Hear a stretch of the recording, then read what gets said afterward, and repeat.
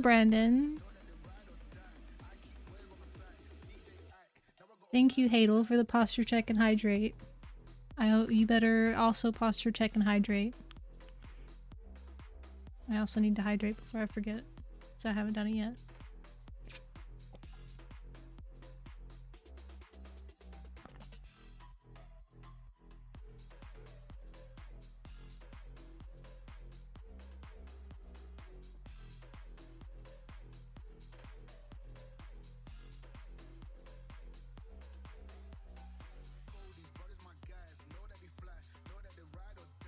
I'm sleepy.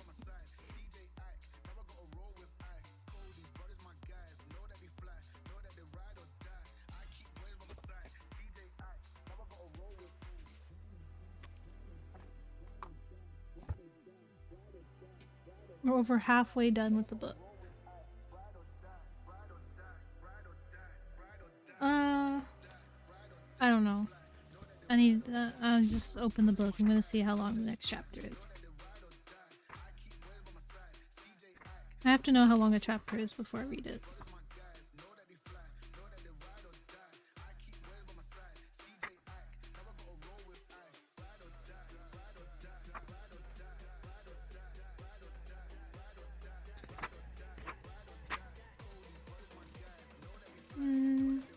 We might do 2 chapters today. It's this one.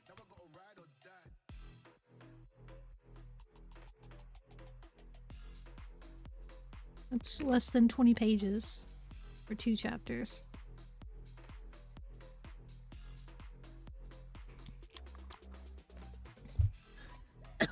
So yeah, we might get through 2 chapters. We'll see.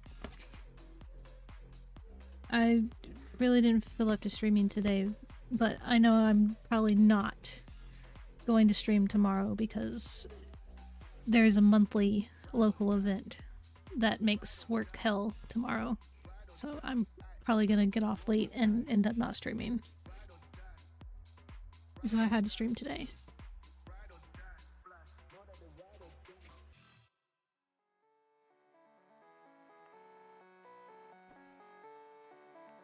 Oh, did I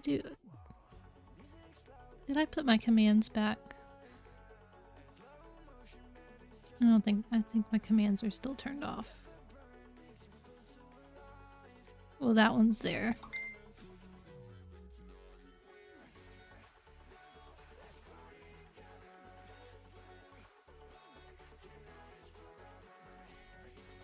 I'm confused by that question, Brandon.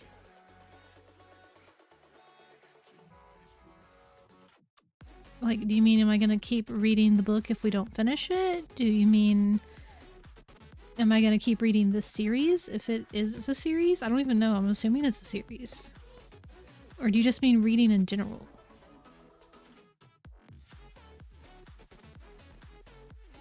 Oh, what did my computer just do? If we don't finish the book, am I gonna finish it? Yeah, I'm still gonna finish the book, even if... I'll still do it on stream too, since we started on stream, even if it takes longer than September. What? What am I...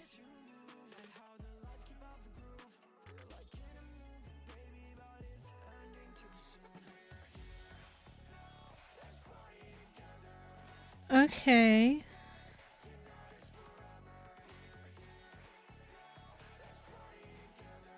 Interesting. Sorry, Forg is messaging me something that I'm not allowed to say publicly, apparently. It was very explicitly stated not to tell anyone. And I was concerned why I had a message that said don't tell anyone something. Yeah, story time. Sorry, I'm getting distracted. My computer did something weird. And Forg is still messaging me.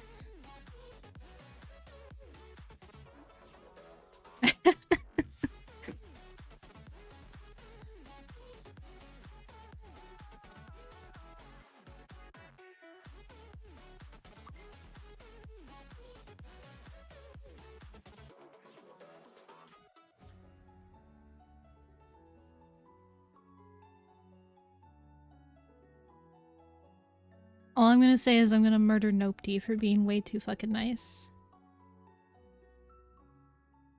Let's Brandon, you're not a mod. Why aren't you a mod?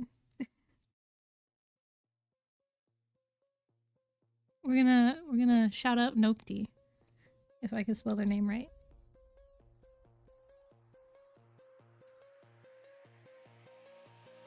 Yeah. Go follow my sibling. They're way too nice. Oh, I forgot. Explanation points make me angry.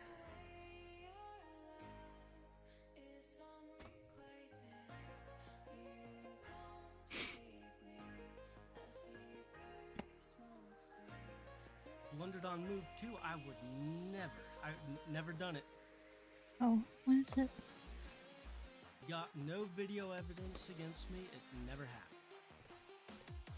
It's really quiet. I'm gonna turn that up.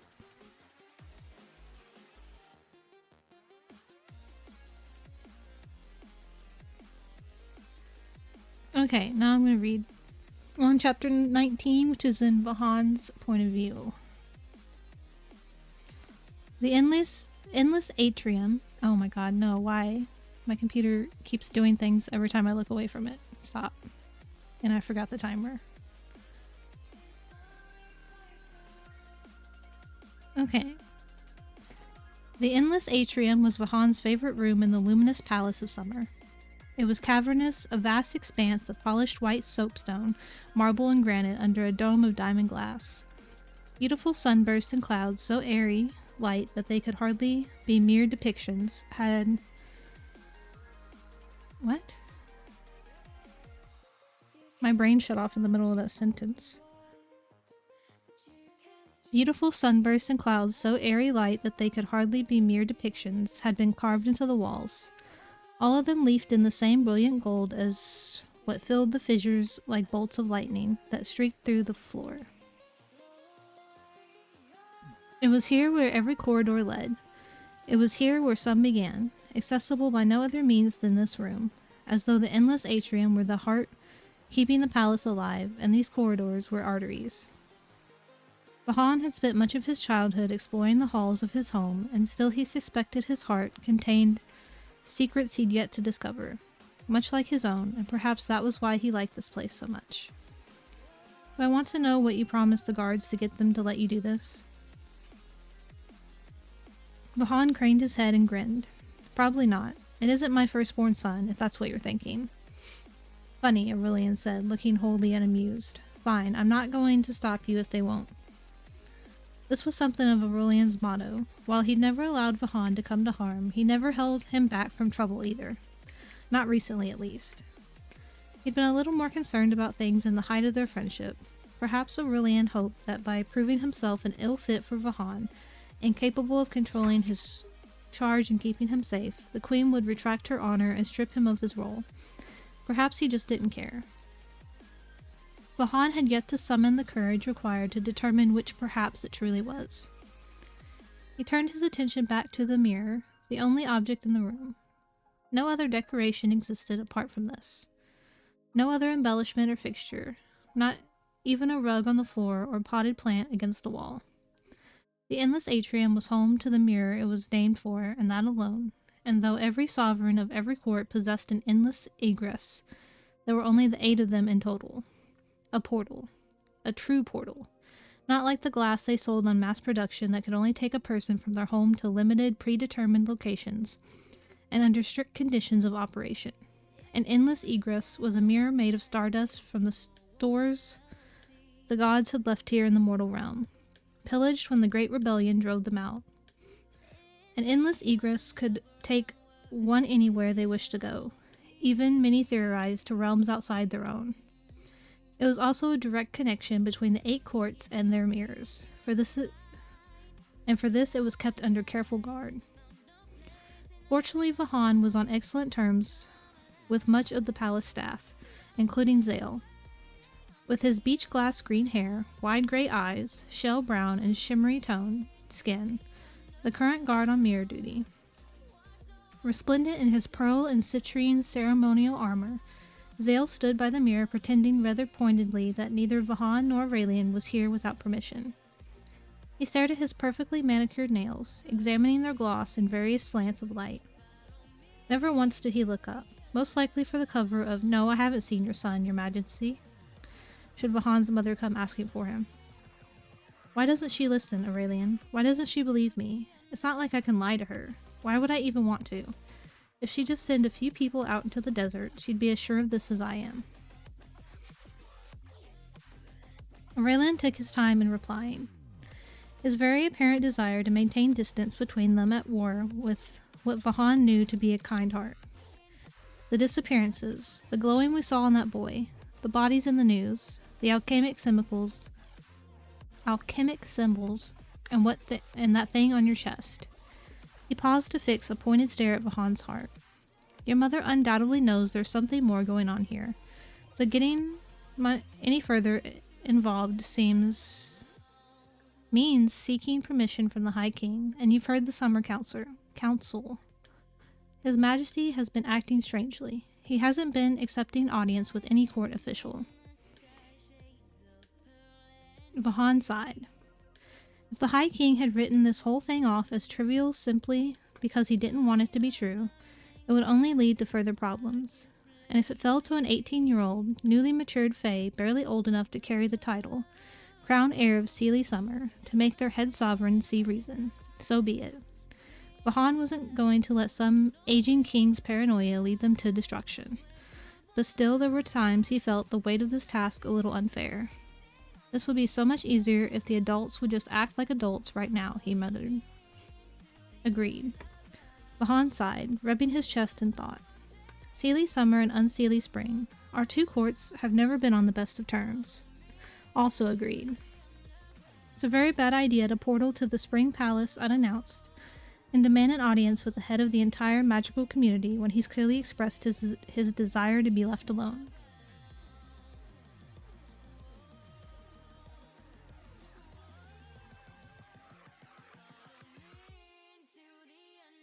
It is, biting his lip. Vahan cast a look up at his retainer. This is dangerous. We could get into a lot of trouble. You might get more than fired as my future steward if you come with. I should order you to stay. I wouldn't listen. He held his ground, despite the fact that what he was about to say might further the rift between them. You would if I used your name. We have a deal. Aurelian looked down at him, expression tight and posture stiff. They did, though the Cid considered their true names even more precious than the Cid did. They only gave them to those they cherished deeply, and in swearing allegiance to Vahan as soon as Aurelian had matured, Aurelian had been forced to betray this belief and offer up his name. Another strike against Vahan, another thing that drove a wedge between them. Vahan had sworn his own oath, had given his own name in exchange to lessen the blow, and promised that if he ever used Aurelian's name against him, for anything, that it would release Aurelian from his duty afterward. There were times Vahan was close to giving him what he wanted, to spending his name on something inconsequential and setting him free, but it would never be that simple. Aurelian's family would suffer for this slight against the Queen's generosity, would face even worse judgment and gossip for being let go in such a manner, and both of them knew it. Zale coughed. It was then that Vahan realized he and Aurelian had been standing and staring at each other, wasting valuable time. Right, he said. Well, we should do this now, if we're doing it at all. Giving himself a little shake, Vahan focused once more on the mirror. He placed the hand on its glass. It was warm under the touch, smooth and somehow fluid, as though he placed his hand on the surface of calm water. He closed his eyes and called to mind exactly where he wanted to go. An endless egress could summon any place the traveler could picture, and there was no need for such direction when it came to traveling between them. As soon as his thoughts turned to the reverie and the mirror there contained, it rippled into view under his fingers. Ready? Aurelian nodded. Vahan stepped through the glass, the surface giving way as easily as liquid. It was cool and slithery against his skin, but otherwise not unpleasant. Stepping out the other side, however, came with a colder, prickling sensation of the High King's magic stripping them of their glamours, causing him to shiver. Vahan's true appearance was hair deepened to a black so dark it devoured the light around him. eyes brightened to blue so electric they almost sparked. Porcelain blue skin glowing soft as the dawn his faction worshipped. Ears narrowed to noticeable points. His bone structure changed as well, taking on an ethereal avian sharpness, and in his dark gold pants, cream white shirt, and soft beige knee-length robe, emblemized with the sigil of Sealy Summer on his back, a sun, the beams of which were streaks of lightning that shimmered and crackled with every movement. There was nothing left to disguise who he was. Beside him, Aurelian had also changed. The Fae didn't shed their glamours often, even in the privacy of their own homes. It was something of an unspoken challenge among them to see how long they could go without dropping their illusion, how far they could push their limits until resting was no longer optional. Vahan didn't know whether Lycid were similarly competitive or if Aurelian had adopted this behavior to fit in, but it was rare he got to see him like this. His tan complexion now tinged with blue, his golden eyes molten hot, his leanness harder and angles sharper. None of his appeal was diminished by the formality of his current outfit. His palace uniform of straight-legged brown slacks and a white shirt, crisp in both cuff and collar, and an enamel sun pinned over his heart, the only designation of a station that Vahan's mother's steward had allegedly poisoned someone to obtain. In fact, as ever, Aurelian was nothing less than beautiful. There were times Vahan honestly thought his retainer was the most beautiful person he'd ever. Prince Vahan Lestern, right on time. Vahan tore his awe from Aurelian, startled. The unseelie palace of spring kept their endless egress a little differently. The room they now stood in was a much smaller chamber, carved from green instead of white, and carpeted by a deeply emerald velvet that sank like mossy earth beneath their feet. Like the endless atrium, its ceiling was made of glass, but here those windows spilled down the walls, revealing the whole of Toronto beyond, and the limestone between them had been overtaken by twists of ivy, hanging vines, and vibrant bursts of flowers. This room was more like a hothouse, located at the very top of the tower. Only those of the highest clearance were permitted to use the mirror it housed in its center. As a prince of summer and heir to his faction, Vahan was allowed such clearance, but he hadn't sought to secure it today. He shouldn't be expected, shouldn't be right on time, according to anyone's schedule. Drawing himself tall, Vahan eyed the Fae before him. He was dressed in a finely tailored sage and charcoal suit that paired quite nicely with his lily black skin. A darker tone of sapphire flushed to him that marked him unseelie. The stark silver of his hair made his dagger point features even more cutting, and poured full and thick and slightly waving just past the sharp flare of his shoulders. Yet for all of this, the smile that played in the corner of his mouth was soft and genuine. I wasn't aware there'd be a reception, said Vahan. The unfamiliar Fae folded his hands behind his back. Your mother, Queen Riadne, sent word along that we might expect you, he explained simply, as though everything were fine and they hadn't been turning away delegates and concerned royalty alike for the last few weeks. My name is Lacan, head of House Odadola? If you'll follow me, I would be happy to escort you to more comfortable chambers. The High King was graciously accepted your mother's request for an audience when she explained how upset you've been made by certain events. His mother? His mother had arranged this? Vahan looked to Aurelian, who shrugged but said nothing.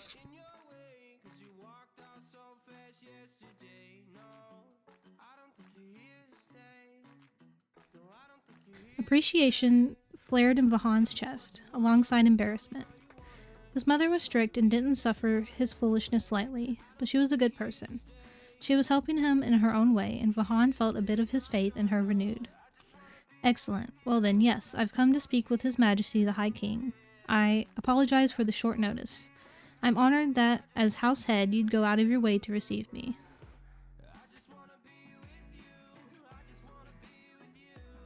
Hello, Pyro. I don't think you can hear me.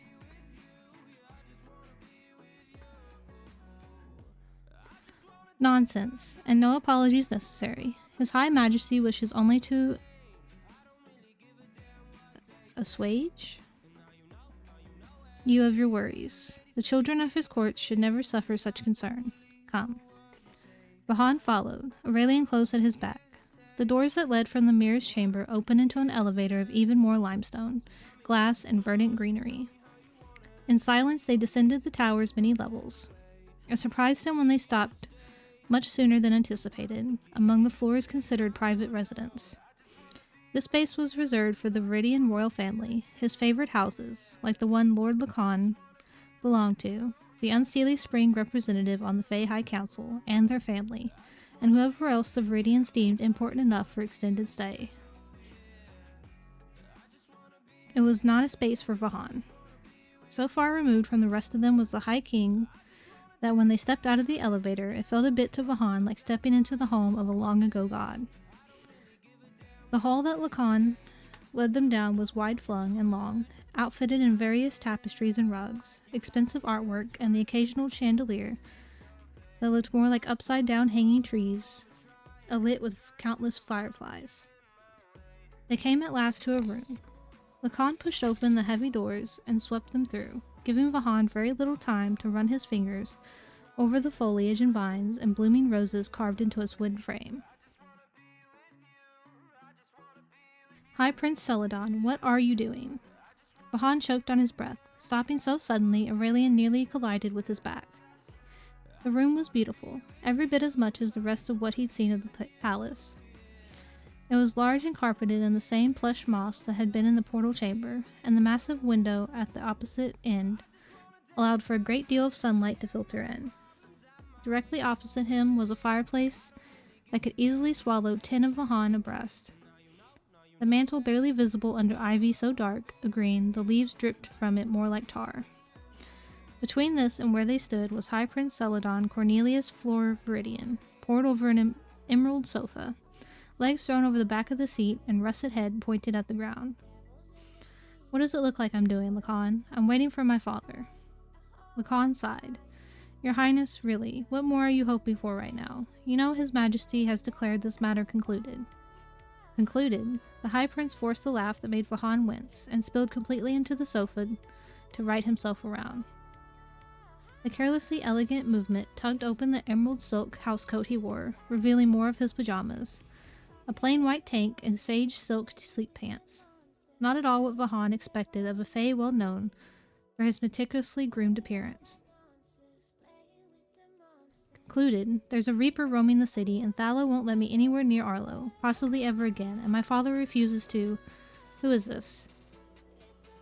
Vahan felt his eyes grow a fraction wider, realizing the brush of the High Prince's hand indicated him. Aurelian snorted. He alone knew Vahan perhaps sort of only a little bit completely worshipped the youngest son of the High King. He had been Vahan's first crush. Yo, he's got a crush on the prince.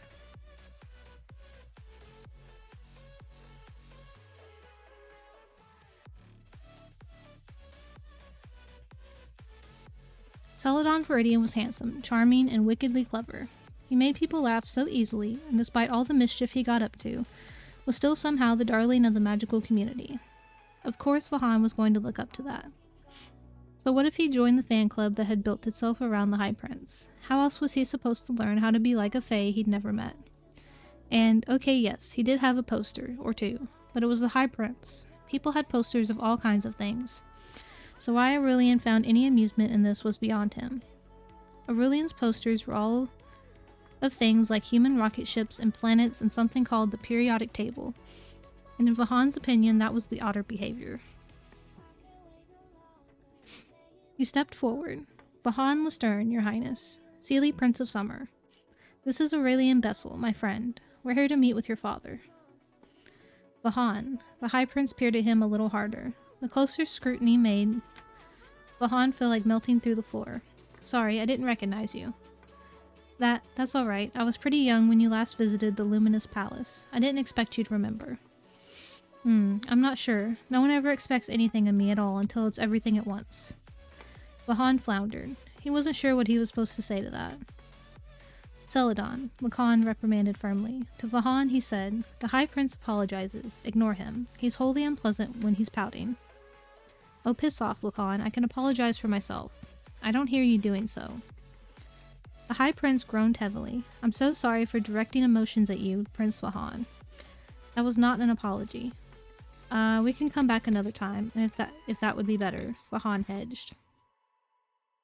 No, we can't, Aurelian asserted, and when Vahan whipped his head to stare, found him glaring down the High Prince. We came to speak with the High King, not his petulant son. High Prince Celadon can come back another time if that would suit him better. Vahan's eyes grew even wider. Aurelian's comment caught him between amazement and horror.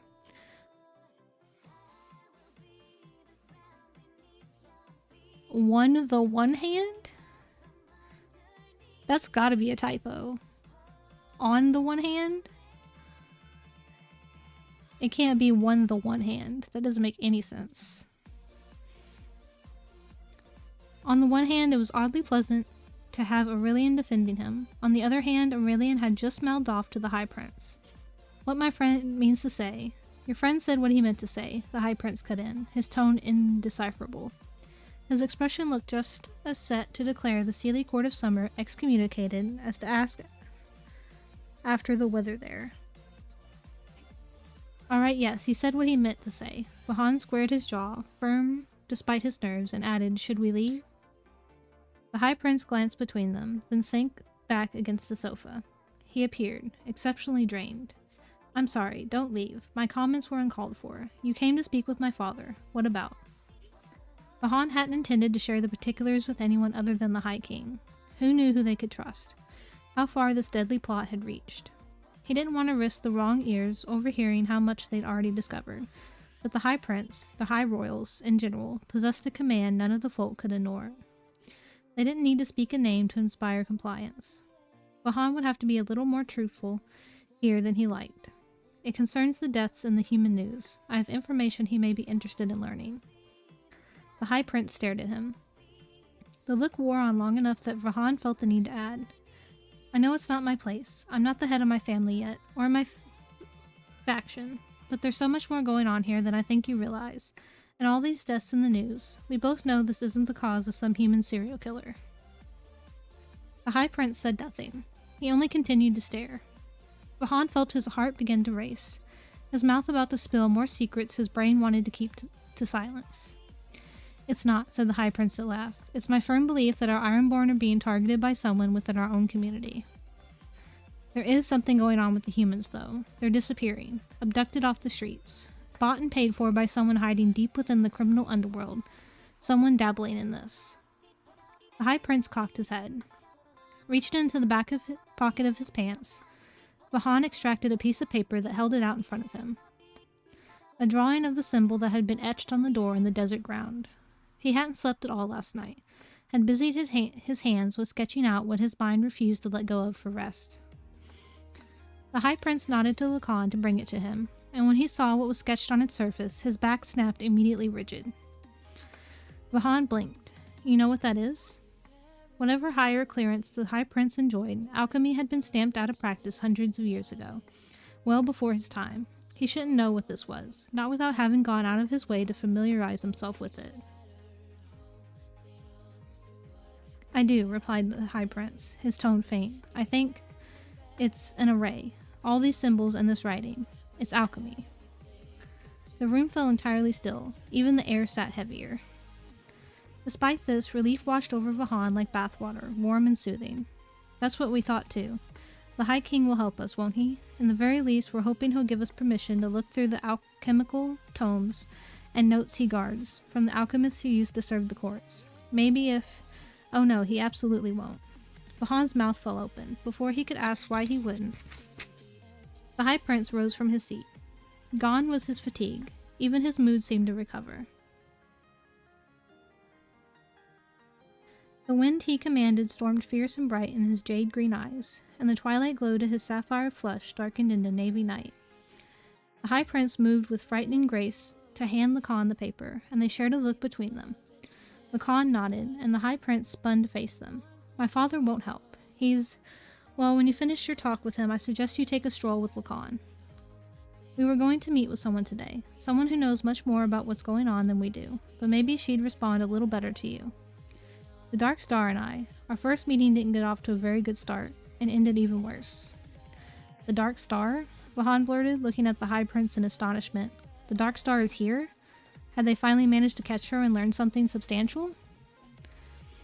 Hi, Cleric! We're reading a book. Yeah, you're a little behind on the book because I'm on chapter 19.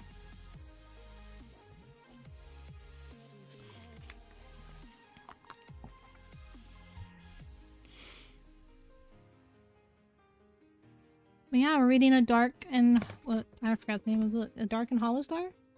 Yeah, A Dark and Hollow Star by Ashley Shuttleworth. It's about fairies and gay people.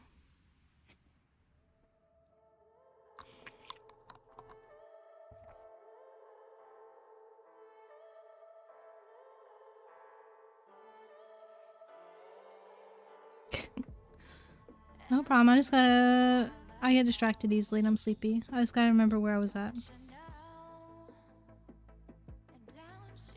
The High Prince nodded. She is. She isn't seriously the one behind this, is she? I didn't think my mother would actually be right about that. This really didn't seem to fit what he'd known of her. But then, what did Vahan know about anything anymore? I don't believe so, no. But that's true. Your mother did accuse her of being a murderer. I suppose she must dislike us equally then. He sighed, then pursed his lips, looking Vahan over so intensely that Vahan had to fight the urge to smooth out invisible creases in his clothes, and held himself at stiff attention. The High Prince could gather secrets from the very air if he knew where to look and what to ask for. That was the rumor, at least.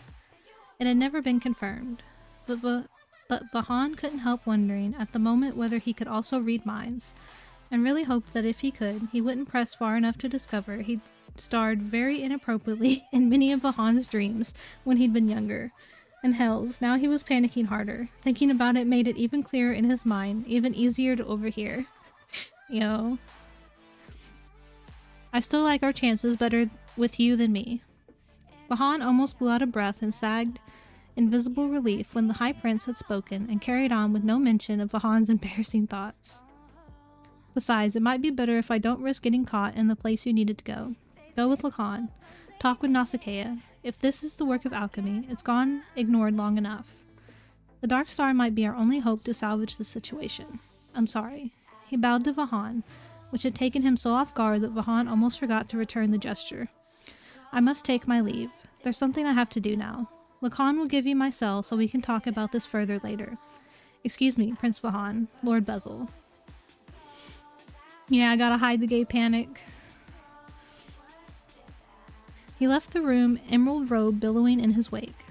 So sudden was his exit that for a moment all Vahan could once again do was stare. Then he stuttered.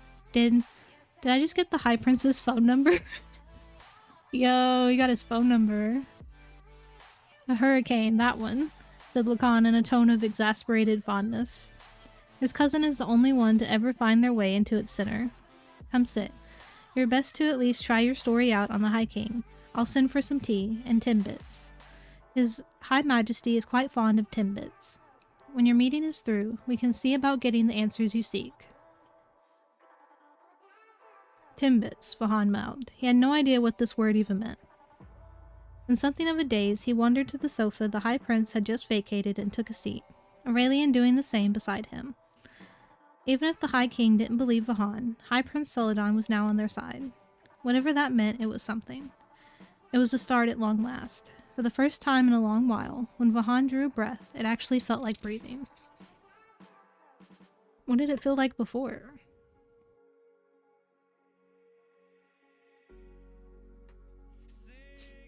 Okay, that's the end of chapter 19.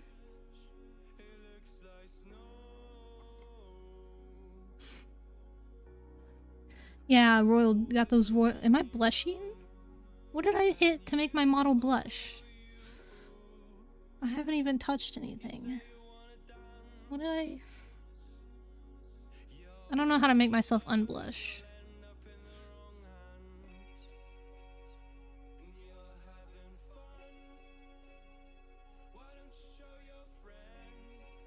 Oops. That's not what I wanted to do. Where? Blush. What is blush?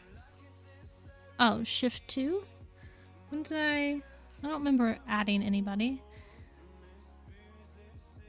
Oh, have I been blushing this whole time because I shouted out Nope-de-dopes?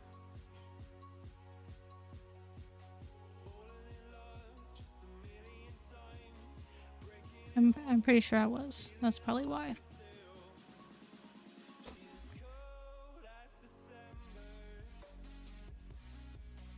Yeah, that was the end of chapter 19. I'm very tired and having issues reading, if you didn't notice. Like, more issues than normal. And there are way too many people live for me to make a decision. So we're just gonna raid Pyro.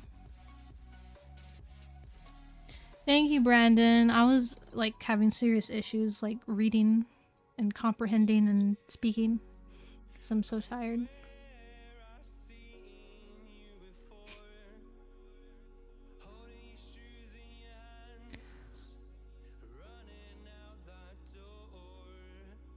Brandon, you can't just tell me that, okay?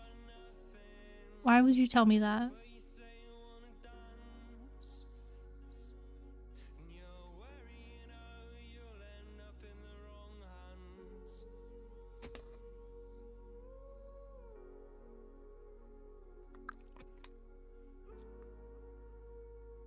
Brandon, what are you doing?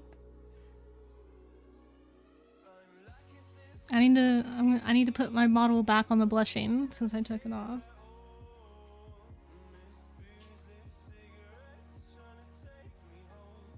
Yeah, but Brandon, I have a praise kink, so stop. Hi Nopti.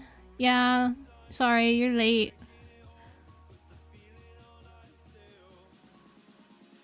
Yeah, I don't like it. Why do you guys like me? Stop. That just makes it worse, Brandon. Oh my god. I'm too tired for this. Why are you doing this to me?